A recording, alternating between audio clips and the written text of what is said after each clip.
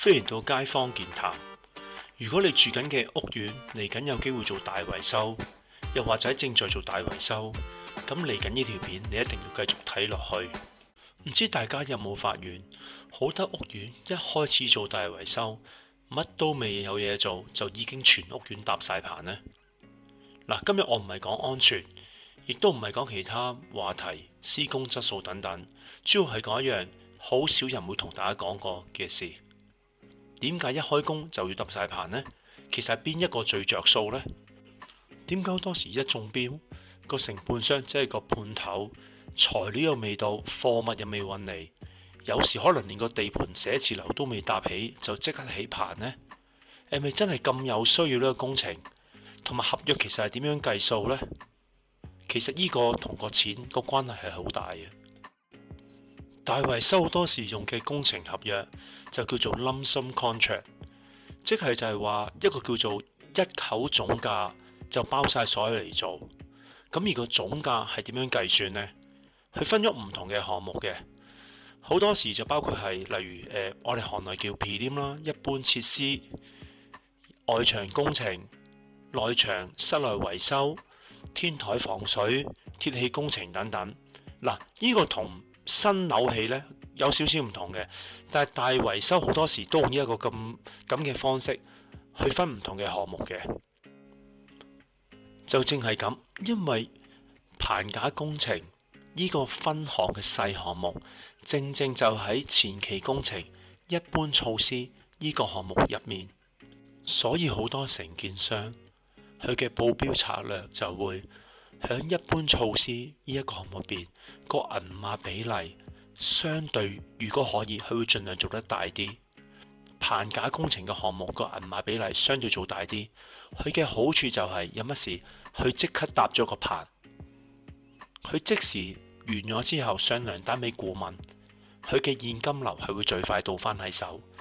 第二，當佢即時搭咗棚，業主有乜嘢爭拗想炒佢嘅話，佢已經佔咗一個大嘅銀碼做咗員工，你再炒佢或者更換嘅代價亦都係更加大。所以咧，唔講佢個施工係咪更加方便，擺貨擺場嘅方便，淨係喺錢嗰 part 入邊一早搭咗棚，係對個判頭係最有利嘅。另外咧，承建商有一個好好嘅理由咧，點解要搭晒個棚先呢？通常啲大維修工程咧，佢一定需要係再勘察多一次外牆，或者外牆有啲係需要做嘅。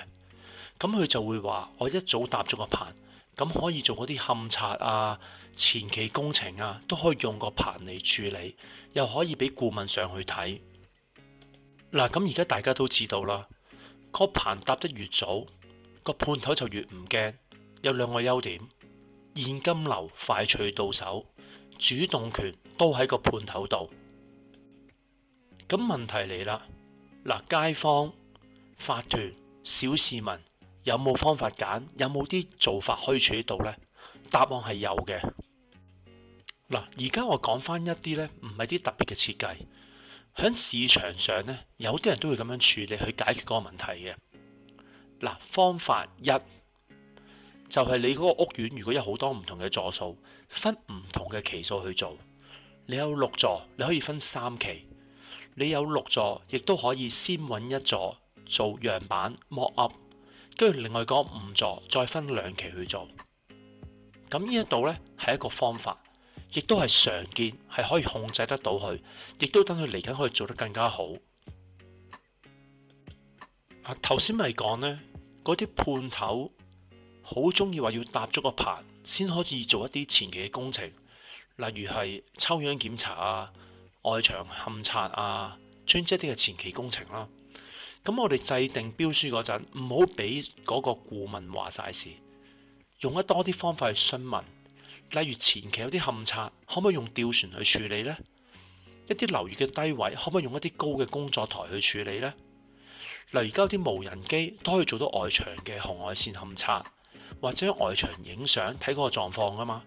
見到有實際嘅需要，先可能搭一啲吊棚啊，或者用吊船去固定嘅位置去處理。咁就令到個工程一開始就唔需要所有嘅屋苑樓層都搭一個全棚，全部冚晒佢啦。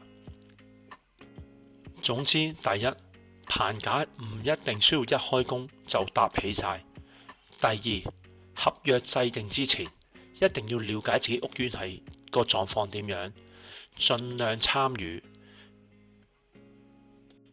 如果你覺得呢條片係幫到你嘅，就喺下邊留言 share 俾朋友，俾 like 訂閱。